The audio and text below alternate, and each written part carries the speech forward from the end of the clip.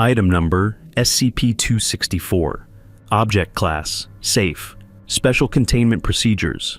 SCP-264 is currently contained within Area 264, located within the Tian Shan mountain range. Its original containment chamber and constituent artifacts have been restored, and is to be inspected monthly for signs of damage to ensure the efficacy of its shielding talismans. Pilgrims wishing to visit SCP-264 are to be registered and vetted at the outer gate of Area 264 before admittance. Personnel are not permitted within a 1-meter radius of SCP-264 itself, with the exception of testing and observation. Description: SCP-264 is the preserved cadaver of a hominin. Footnote 1. Testing indicates a genetic admixture of human, Neanderthal, and trace Denisovan DNA. Woman, dated to around 12,000 years old. It constantly hovers a few centimeters above the ground in a cross-legged position. It possesses a unique humic and Akevich signature, with elevated hum measurements within its surroundings confirming its purpose as a form of anchor. The location of SCP-264 within the vicinity of mountains with religious significance induced a shielding effect that made its discovery impossible until the deployment of the first-generation Atmos. Footnote 2. Autonomous Terrestrial Monitoring and Observation Satellite. Orbital network, permitting a higher contrast analysis of the mountain range and ultimately leading to the identification of SCP-264 in 1982. An expedition sent to the location of SCP-264 found the object contained within a stupa. Footnote 3. A Buddhist structure built to house objects of religious significance, or serve as a burial marker. SCP-264 predates Buddhism by several millennia, and accessible via rudimentary emblematic gesturomancy, which individuals become aware of simply by observing the stupa. Alongside SCP-264, the interior of the structure hosts a collection of religious artifacts and paraphernalia from various major and minor faiths, including Tengriism, Hypsistarian Judaism, Taiping Taoism, and Anglican Christianity. These objects are not inherently anomalous, but are understood to serve as Akevich amplifiers and/or condensers for SCP-264. SCP-264 is currently inhabited by a community of extra-dimensional organisms who are responsible for the construction and maintenance of artificial structures built and contained entirely within the cadaver. It is understood that these organisms, hereafter referred to as GOI-264, have been continuously inhabiting SCP-264 since its expiration sometime before the end of the Younger Dryas period. Footnote 4. The most recent geological period of cooling, preceding the Holocene period and ending with a consistent increase in global temperature. The Akevich signature of SCP-264 is likely attributable to its reverence by GOI-264 and extant sects. On multiple occasions, SCP-264 has been partially reanimated by GOI-264 via internal mechanisms, allowing speech and perception of its surroundings. In recorded cases, this is done to facilitate communication between GOI-264 and external parties, including Foundation personnel. Addendum 26401, First Contact Incident Log. Log 264001 940416. Area 264, Kyrgyzstan. Begin log. Doctors Carnarvon and Tanaka are within the stupa. Wires connected to equipment and detectors carefully weave between the many neatly arranged relics and artifacts. Both researchers are sitting in foldable steel chairs, exchanging pleasantries and workplace gossip while waiting for the machines to produce reports of energy signatures and eminent radiation. Unbeknownst to them, SCP-264 enters a state of partial reanimation and opens its eyes. Which is why I'd rather look after corpses. No need for sensitivity training if the subject is... Salutations. Dr. Carnarvon falls out of his chair. Apologies, we did not mean to alarm you. It's still alive. It speaks. Yes, but we... Correct, we had to make sure we loaded the right lexicon before attempting communications, so do forgive us for eavesdropping a bit. You've quite the vocabulary for a 12,000-year-old corpse. What are you, some sort of hive mind? We understand your confusion, but we are not a Gestalt intelligence. This was once a corpse, but it is now a vessel, and we are those who operate this vessel. Come closer, and you will see. Thank you for the offer, but I think... Dr. Carnarvon picks himself up and walks towards SCP-264 without hesitation. He begins studying it intently, prodding the skin of the cadaver with his pen. What am I looking for? Don't touch the object without gloves. Yes, I remember protocol. I'm not going to... Dr. Carnarvon spontaneously disappears while SCP-264 goes limp. It straightens itself up within seconds, assuming the voice and mannerisms of Dr. Carnarvon. Oh, this is weird. Tanaka, can you hear me? Carnarvon? What happened to you? I'm inside the object. It's a vessel of some sort, like a submarine, but the eye sockets are large observation windows. I can see you. How are you speaking through SCP-264? There are people in here, Tanaka. They let me use what I can only assume are the voice controls. Oh, hang on a moment. Dr. Carnarvon materializes back in the stupa. SCP-264 falls limp once more as it changes controllers. Incredible. There must be hundreds of people in the eye sockets alone. We thought it would be more direct to show you what we are with your own eyes. Who are you people? There is no direct translation for what we are in your tongue. The closest word available to us is pilgrims. End log. Following this interaction, containment procedures were amended to include proximity limits to prevent unauthorized displacement of personnel into the interior of SCP-264. A formal interview was promptly organized following the previous incident. Doctors Carnarvon and Tanaka in attendance. Log 264002-940416. Area 264, Kyrgyzstan. Begin log. We understand that you're not a hive mind and that we're currently speaking to a specific individual amongst your organization. Could we get a name? We have shed such appellations long ago. We are pilgrims first and foremost. Anything else is irrelevant. Our sum is greater than our individual parts. We'd like to expand on what you mentioned previously when we asked what you were. Pilgrims of which faith? Any faith, all faiths. Look around you. Within this stupa lie the objects of faith and devotion for billions living and dead. See that they center around us. This vessel is Jerusalem, Mecca, Yazd, approximations of analogs within this world, to be sure, but it is as close as translation permits. A pilgrim necessitates a pilgrimage, so where to? A simple answer, one that we have answered many times before. It is a word present in every world that all the more affirms our sacred path. We journey to heaven, nirvana, paradise, ataraxia, whatever term you wish to call it. In what sense? There are several interpretations of heaven depending on which faith you ask.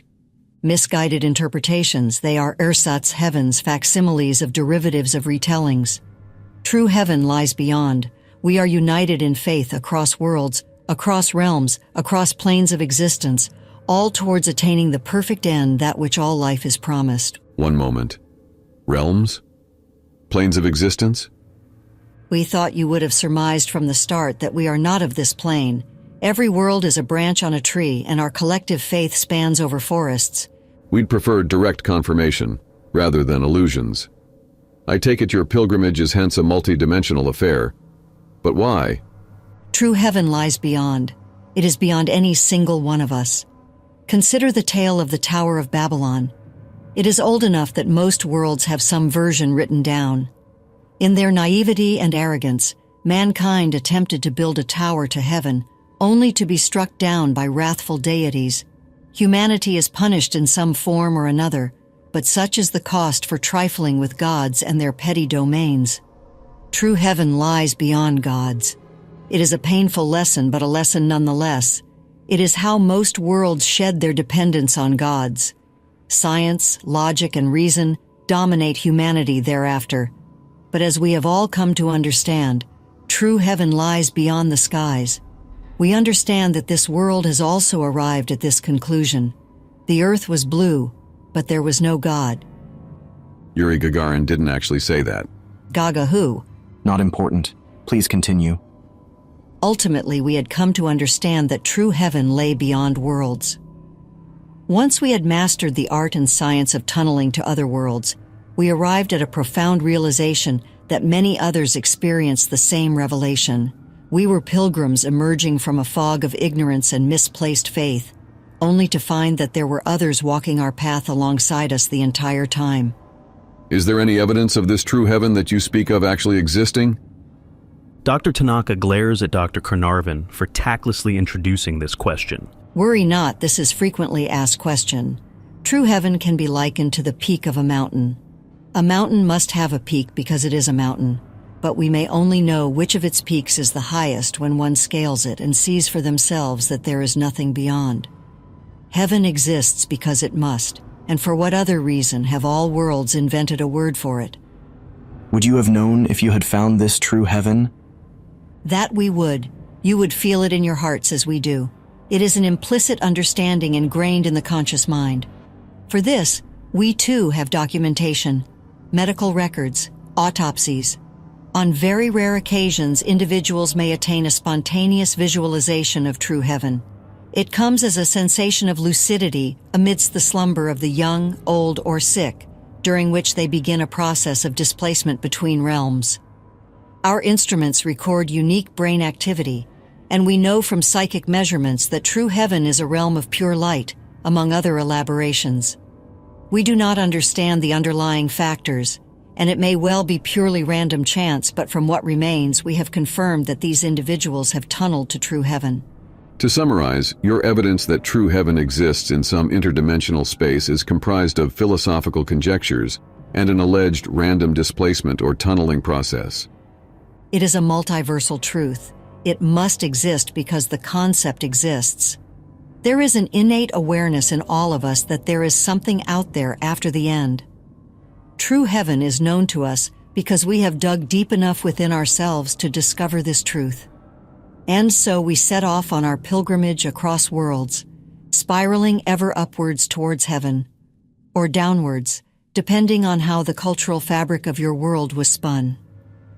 You mentioned a vessel. Are we to understand you refer to this woman's cadaver? Correct. She was the first we met in this world when we spoke to her through the cracks between this world and ours. She thought us spirits of the wild, offering herself as an anchor to this world. We accepted her sacrifice and gave her the means to enter true heaven. You killed her and turned her corpse into a vessel? Harsh words, but not entirely untrue. The tunneling process is a complex affair. It involves projections into the living mind, slowly eking out a foothold to connect consciousnesses. It was a connection, not a vessel. It was only after she had passed of natural causes, a cancer of the intestine, that we began conversion of the body's internal structure into the vessel it is presently. Elaborate on the nature of this vessel. Why do you need it? Is it akin to a submarine or a space station, perhaps? Indeed. It is insulation for spatio-temporal mismatches between realities. It is almost always a necessity. In some cases, it is more conducive to assume a low-visibility stature, such as this vessel, instead of a full-size structure which has historically raised problems with native populations in certain worlds. The apparatus we use to perform tunneling is also contained within this vessel, connecting this world to where we arrived from and where we intend to go next. In that case, how come you've remained here in this dimension since what? The last ice age? There are always more pilgrims that wish to ascend to true heaven from lower worlds. We maintain this vessel as a bridge between worlds. We guide pilgrims to worlds beyond, as though our pace may differ. Our destination is all the same. This vessel is a rung in a very long ladder. Millions ascend and descend every day, each and every one on their own journey to heaven. 1 billion more worlds rest above and below this one. We of this vessel simply assist and facilitate this arduous task. For 12,000 years? We rotate staff, of course. The pilgrimage cannot end before one arrives at heaven. We cannot tie pilgrims to this vessel forever. The original owner of this vessel herself chose to embark on her own pilgrimage following her passing. We can only pray that she has arrived by now. You mean to tell us you've been tunneling, as you say, to heaven for 12,000 years and still don't have confirmation regarding its existence? Time runs differently between worlds with fluctuations in every passing moment. This conversation has taken days to process for us within the vessel. Do not misunderstand our practices. True heaven will be attained no matter how long the journey may be. Understood. We apologize if we've been coming off a bit abrasive in some of these inquiries. Regardless, this has been a most productive exchange, but we have a final question. What degree of influence do you exert over the inhabitants of this dimension?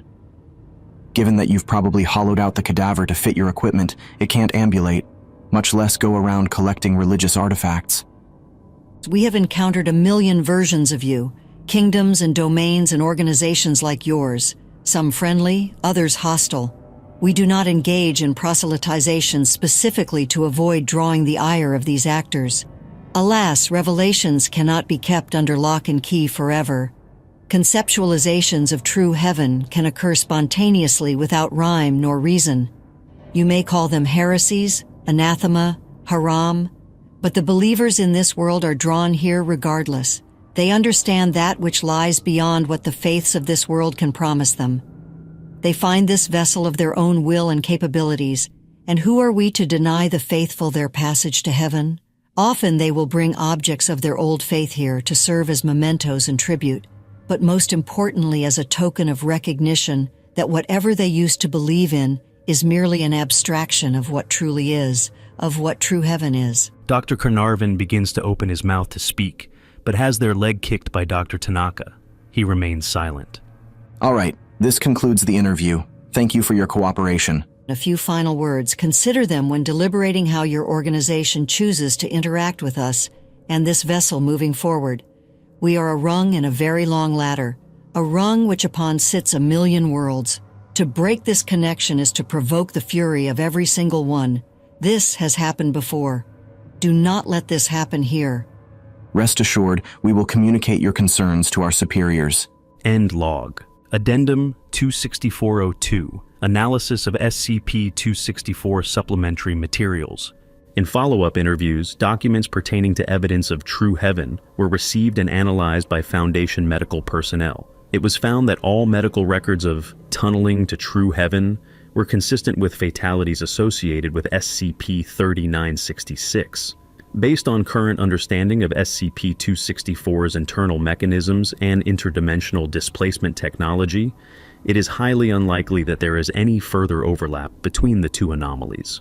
This information is not to be communicated to GOI-264.